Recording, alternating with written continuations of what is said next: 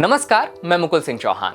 हर हफ्ते की तरह यह हफ्ता भी खबरों के लिहाज से बेहद रोचक और डरावना रहा। गाय के गोबर और मूत्र से अर्थव्यवस्था सुधारते नजर आए शिवराज सिंह चौहान। स्वामी जी को दिल्ली का विकास बताते नजर आए अरविंद केजरीवाल। शराब पीने वालों को सत्यवादी बताते नजर आए आबकारी विभाग के अधिकारी। नजर आए रोते हुए चंद्रबाबू नायडू। गाली देती हुई बिहार की उप मुख्यमंत्री रेणु देवी। जश्न मनाते किसान और जोरों से चलता हुआ नाम बदल अभियान। देश में इस हफ्ते कितना कुछ हुआ और कितना कुछ हो रहा है, इस कार्यक्रम में हम आपको बताएंगे कि देश के असल हालात क्या हैं। तो मित्रों, सबसे शुरू करते हैं और बात करते हैं भारत के दिल यानी मध्य प्रदेश से। मध्य प्रदेश के मुख्यमंत्री, प्यार से मामा कहे जाने वाले शिवराज सिंह चौहान ने एक ही बयान से अपनी जुबान से विज्ञान और अर्थशास्त्र को चकमा दे दिया है। मामा जी ने दावा किया है कि गाय के गोबर और गौमूत्र से देश की अर्थव्यवस्था को मजबूत किया जा सकता है। अब 5 ट्रिलियन वाली इकोनॉमी बनाने के लिए 5 ट्रिलियन टाइप के आइडिया की जरूरत तो पड़ेगी ही। क्यों संबित जी? संबित भैया, 5 ट्रिलियन में कितने जीरो होते हैं बताना? बताओ ना। बताता नहीं, बताओ ना आज दर्शकों। बताता बैठो, बता दो। आप 5 ट्रिलियन की बात कर रहे हो, बताओ 5 ट्रिलियन में कितने? बताता। तो बस शनिवार को भोपाल में इंडियन वेटनरी एसोसिएशन की महिला विंग के कन्वेंशन को संबोधित करते हुए सीएम शिवराज ने कहा कि अगर सही सिस्टम से काम किया जाए तो गाय का गोबर और गौमूत्र देश की अर्थव्यवस्था को मजबूत करने की दिशा में अहम कड़ी साबित हो सकता है। ये दोनों देश को मजबूत बनाने में योगदान दे सकते हैं। मामा जी के प्यारे भांजे भांजियों के लिए पेश है उनका बयान। गाय बैल इनके बिना काम चल नहीं सकता। सरकार ने अभयारण्य बनाए, गौशाला बनाई, लेकिन जब तक समाज नहीं जुड़ेगा तब तक सरकारी गौशालाओं से काम नहीं चलेगा। हम मध्य प्रदेश में अलग जगाने की कोशिश कर रहे हैं।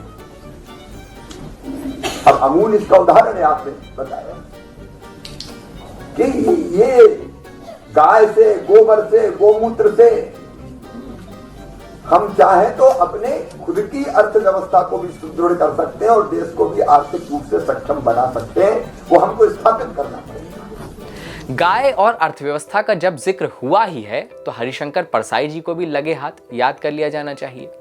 परसाई जी कहते हैं, अर्थशास्त्र जब धर्मशास्त्र के ऊपर चढ़ बैठता है तब गोरक्षा आंदोलन के नेता जूतों की दुकान खोल लेते हैं।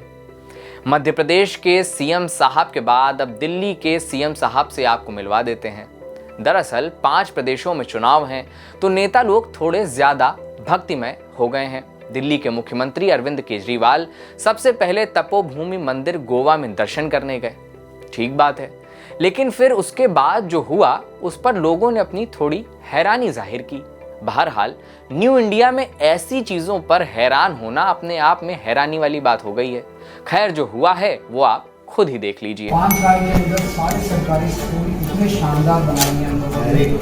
इस साल 2.5 लाख बच्चों ने अपना प्राइवेट स्कूल से नाम कटवा के सरकारी स्कूल में,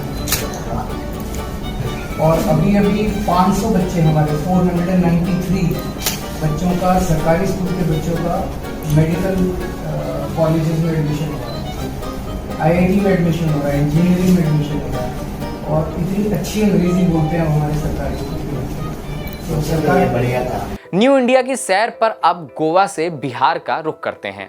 दरअसल पिछले हालात क्या के एपिसोड में हमने आपको बिहार की उप मुख्यमंत्री रेणु देवी जी से मिलवाया था।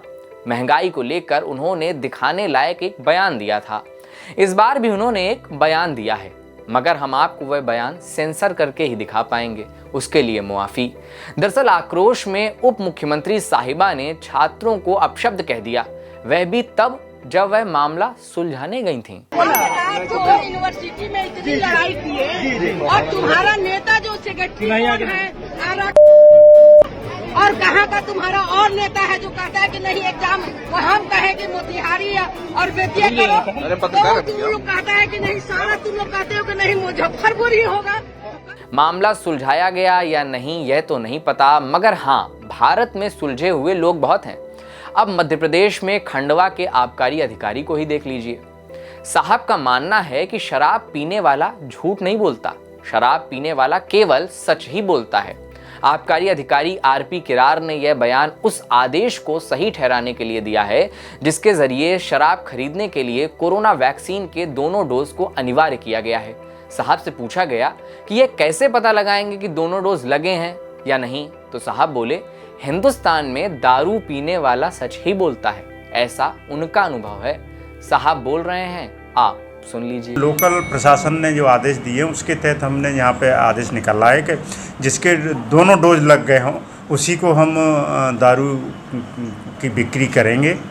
और उससे पूछता है सेल्समैन कि भाई आपके दोनों डोज लग गए, तो दोनों डोज लग जाते हैं तो हम उसको बिक्री कर रहे हैं और प्रेरित भी कर रहे हैं। हम बोर्ड भी लगवाए रहे हैं कि हर एक दुकान पे बोर्ड लगेगा कि भाई दोनों डोज वालों को ही दारू बेचेंगे। वेरीफाई कैसे होगा सर, किस तरह से उसको वेरीफाई? ये तो उसकी ईमानदारी से वो बोलेगा कि हाँ मेरे लग गए हैं। और हिंदुस्तान में अधिकतर हमारा खुद का अनुभव है कि दारू पीने वाला सही बोलता है, झूठ नहीं बोलता। बिहार के बाद अब आंध्र प्रदेश चलते हैं। तेलुगु देशम पार्टी यानी टीडीपी के अध्यक्ष एन चंद्रबाबू नायडू ने शुक्रवार को संकल्प लिया कि सत्ता में लौटने तक वह आंध्र प्रदेश विधानसभा में कदम नहीं रखेंगे। उन्होंने यहां टीडीपी मुख्यालय में संवाददाता सम्मेलन में कहा, तब तक हम लोगों के पास जाएंगे और इसका समाधान करेंगे। पूर्व मुख्यमंत्री संवाददाता सम्मेलन में भावुक हो गए और थोड़ी देर रोते दिखे। उन्होंने आरोप लगाया कि सत्तारूढ़ वाईएसआर कांग्रेस उन्हें लगातार अपमानित कर रही है। नायडू ने कहा, पिछले 2.5 साल से मैं लोगों के भले की वजह से अपमान सह रहा हूं, लेकिन शांत रहा। आज उन्होंने मेरी पत्नी को भी निशाना बनाया है। मैं हमेशा सम्मान के लिए और सम्मान के साथ रहा, मैं इसे और नहीं सह सकता। विश्व भर में इंडिया फेमस उत्तर प्रदेश अपने नाम की डंका बजा रहा है। एनसीआरबी के आंकड़ों के मुताबिक बच्चों के खिलाफ यौन अपराधों के मामलों में यूपी अव्वल नंबर पर है। सितंबर महीने में एनसीआरबी ने आंकड़े जारी किए थे जिसमें कहा गया था कि पॉक्सो अधिनियम के तहत देश के 28 राज्यों और 8 केंद्र शासित प्रदेशों में यौन अपराधों से संबंधित 47,221 मामले दर्ज किए गए हैं। साल 2020 में यूपी में पॉक्सो एक्ट के सबसे ज्यादा 6,898 मामले दर्ज किए गए। यूपी के बाद महाराष्ट्र में करीब 5,687, मध्य प्रदेश में 5,648, तमिलनाडु में 3,090 और पश्चिम बंगाल में 2,657 मामले पॉक्सो एक्ट के तहत दर्ज किए गए हैं। देश भर में यौन शोषण और चाइल्ड पोर्नोग्राफी के प्रसार पर नकेल कसने के लिए सीबीआई तमाम कोशिशों में जुटी हुई है। सीबीआई ने मंगलवार को 14 राज्यों और केंद्र शासित प्रदेशों में 77 जगहों पर छापेमारी की। इस दौरान बच्चों से यौन अपराधों के मामलों में करीब 10 लोगों को हिरासत में ले लिया गया। बाकी नाम बदल अभियान देश में एकदम रफ्तार पकड़े हुए है। मध्य प्रदेश में पड़ने वाले हबीबगंज रेलवे स्टेशन का नाम अब बदल दिया गया है। इस रेलवे स्टेशन को अब रानी कमलापति स्टेशन के नाम से जाना जाएगा। राज्य के परिवहन विभाग ने स्टेशन का नाम बदलने का प्रस्ताव केंद्र सरकार को भेजा था, जिसे शुक्रवार को मंजूरी दे दी गई है। रेलवे स्टेशन का नाम बदले जाने के बाद मुख्यमंत्री शिवराज सिंह चौहान और अपने कैबिनेट मंत्रियों के साथ वे सेलिब्रेशन करते हुए नजर आ रहे हैं। सेलिब्रेशन और भी हुआ। वजह थी कृषि कानून को वापस लेने का प्रधानमंत्री का ऐलान। अब इस ऐलान के बाद कहीं जश्न मना तो कहीं मातम। दिल्ली के बॉर्डर पर किसान नाच रहे थे तो कहीं लोग कह रहे थे, क्यों मोदी जी, आखिर क्यों? इस हफ्ते के लिए इतना ही। अगले हफ्ते फिर होगी आपसे मुलाकात। हालात क्या हैं एक व्यंग कार्यक्रम है जो सत्य घटनाओं पर आधारित है। भावनाओं को आहत करना इस कार्यक्रम का उद्देश्य कतई नहीं है। कार्यक्रम आपको कैसा लग रहा है यह हमें जरूर बताएं। कार्यक्रम को अपने दोस्तों और जानने वालों तक पहुंचाएं। हर बार की तरह कार्यक्रम देखने के लिए बहुत बहुत शुक्रिया।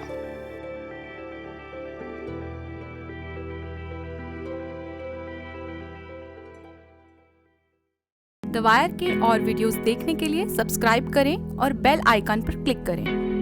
स्वतंत्र पत्रकारिता की आर्थिक मदद करने के लिए डिस्क्रिप्शन में दिए गए लिंक पर जाएं और अपनी राशि चुनें।